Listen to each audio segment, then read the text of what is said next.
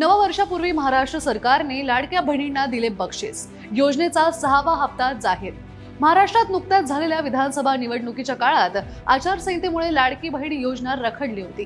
मात्र महायुती सरकारच्या या महत्त्वाकांक्षी योजनेबद्दल आता मोठे अपडेट समोर आले आहे.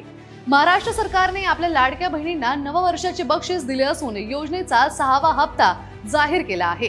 मुख्यमंत्री देवेंद्र फडणवीस यांच्या नेतृत्वाखालील महायुती सरकारने राज्यातील 2,46,00,000 महिलांना डिसेंबर महिन्याचा 6वा हप्ता दिला आहे. यासाठी सरकारला 3,681 कोटी रुपये मोजावे लागले आहे. भाजप, शिवसेना आणि राष्ट्रवादी काँग्रेसच्या महायुती सरकारच्या पहिल्या कार्यकाळात आणलेल्या मुख्यमंत्री माझी लाडकी बहीण योजनेअंतर्गत सरकारने विधानसभा निवडणुकीपूर्वीच जुलै 2024 ते नोव्हेंबर 2024 या 5 महिन्यांसाठी महिलांना पैसे दिले होते. मात्र विधानसभा निवडणुकीत महायुतीचा विजय आणि देवेंद्र फडणवीस मुख्यमंत्री झाल्यानंतर योजनेच्या 6व्या हप्त्याबाबत विविध दावे केले जात होते. मात्र फडणवीस सरकारने या योजनेचा 6वा हप्ता डिसेंबर अखेर जारी करून बहिणींना नववर्षाची भेट दिली आहे. ऑक्टोबर महिन्यात दिलेल्या 5 हप्त्यांच्या तुलनेत डिसेंबरमध्ये लाभार्थी महिलांची संख्या वाढली आहे. आधार कार्ड बँक खात्याशी लिंक न झाल्यामुळे ऑक्टोबरपर्यंत लाखो महिलांना लाभ मिळू शकला नाही.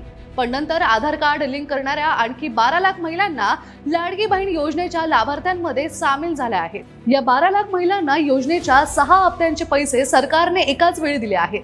जुलैपासून लागू झालेल्या योजनेअंतर्गत सरकारने आतापर्यंत सुमारे 21,600 कोटी रुपये वितरित केले आहेत. या योजनेच्या महिला लाभार्थ्यांची संख्या आणखी वाढू शकते असा दावा केला जात आहे. 2024च्या विधानसभा निवडणुकीच्या प्रचारादरम्यान महायुतीच्या नेत्यांनी योजनेची रक्कम 1,500 वरून 2,100 रुपये करण्याचे आश्वासन दिले होते. त्यामुळे 6व्या हप्त्याच्या रकमेबाबतही लोकांमध्ये उत्सुकता होती.